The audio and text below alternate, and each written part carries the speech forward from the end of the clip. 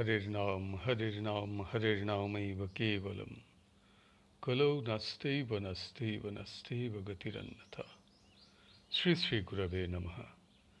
प्रेम भक्ति प्रदातारं आनन्दनन्दवर्धनम् स्वर्णमयी सुतं वन्दे जोगमाया मनोहरम् विजयवल्लभां देवीं विजयानन्दवर्धिनीं सदानन्दमयीं सद्धिं যোগমায়াং নমাম্যহম।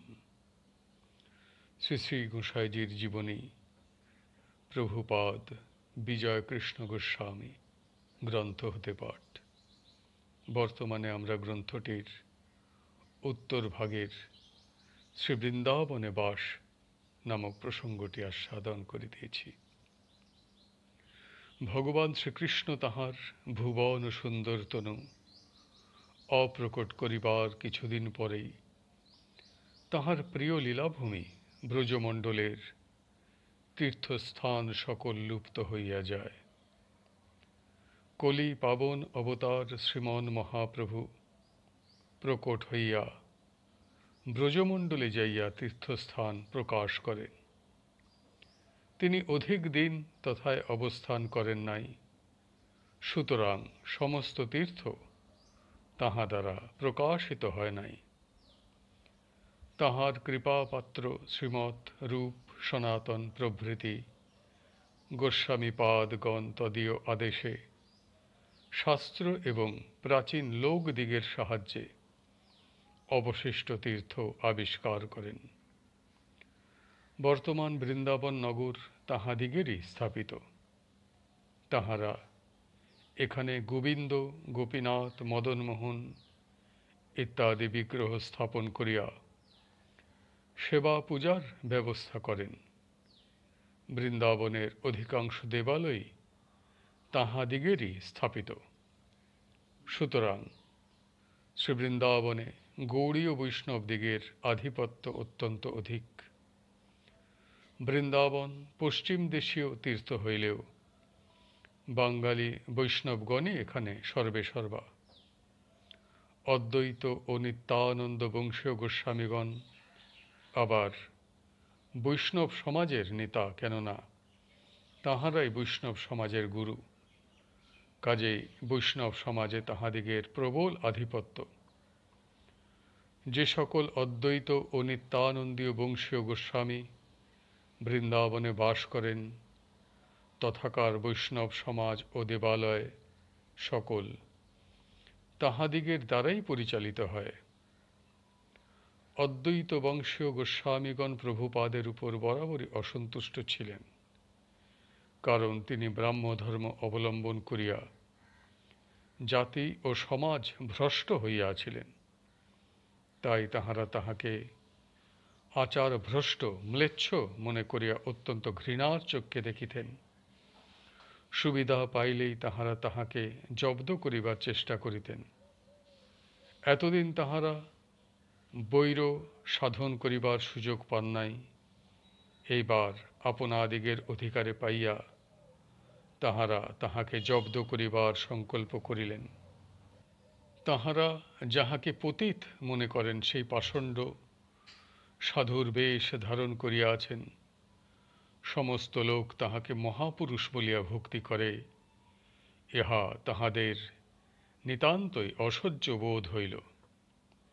যেমন করিয়া হোক তাহাকে অপমান করিতেই হইবে। প্রভুপাদ মধ্যে মধ্যে গোবিন্দ দর্শনে যাইতেন। সেই স্থানে তাহাকে জব্দ করিবার পরামর্শ হইল। তাহারা স্থির করিলেন, গোবিন্দের মন্দিরে যাইবার পথে তাহার মাথায় গোবর গুলিয়া ছাদ হইতে ঢালিয়া দিতে হইবে। অদ্বৈত বংশীয় একজন গোস্বামী এই দলের চায় ছিলেন। তিনি এইরূপ পরামর্শ আঁটিয়াছিলেন, কিন্তু এই মহান সংকল্প তিনি কার্যে পরিণত করিতে পারিলেন না। ভগবান তাহা সম্পূর্ণ বিফল করিয়া তাহাকেই জব্দ করিয়া দিলেন।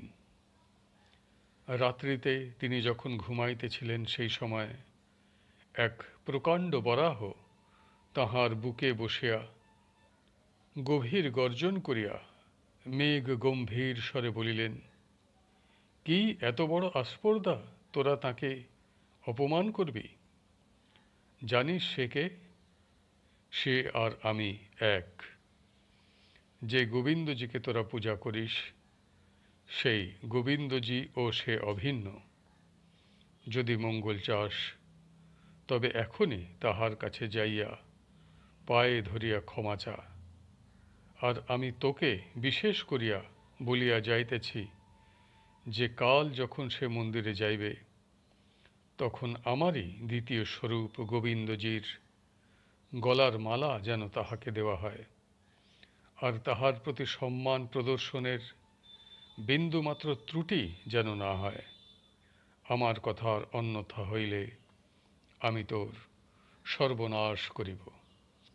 এই বলিয়া বরাহদেব অন্তর্হিত হইলেন। সেই প্রভু তো ভয় আড়ষ্ট, জাগিয়া দেখেন বক্ষস্থলে নখাঘাতের চিহ্ন। ইহাতে অত্যন্ত ভীত হইয়া তখনই তিনি শিরোমণি মহাশয়ের নিকটে গেলেন এবং রজনীর ঘটনা বিবৃত করিয়া কর্তব্য কি জিজ্ঞাসা করিলেন। শিরোমণি মহাশয় শুনিয়া বলিলেন, প্রভু, আপনাদিগের এরূপ করা ভালো হয় নাই। আপনারা তাহাকে চেনেন না, তাহার মহিমা ও প্রভাব জানেন না, এই জন্যই এই গর্হিত কার্যে প্রবৃত্ত হইয়া আছেন। আপনি তাহার নিকট যাইয়া ক্ষমা প্রার্থনা করুন, আর যাহা করিবার সংকল্প করিয়াছেন তাহা হইতে বিরত হউন। গোস্বামী প্রভু বলিলেন, আমি তাহার নিকট যাইয়া ক্ষমা চাহিতে পারিব না, তবে যে সংকল্প করিয়াছিলাম তাহা হইতে বিরত হইলাম।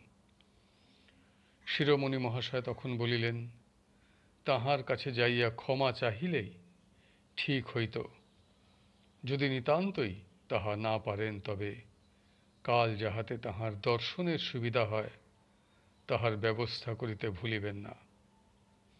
সেই গোস্বামী প্রভু শিরোমণি মহাশয়ের কথায় সম্মত হইয়া প্রস্থান করিলেন এবং গোবিন্দজির মন্দিরে যাইয়া দর্শনের সুব্যবস্থা করিলেন।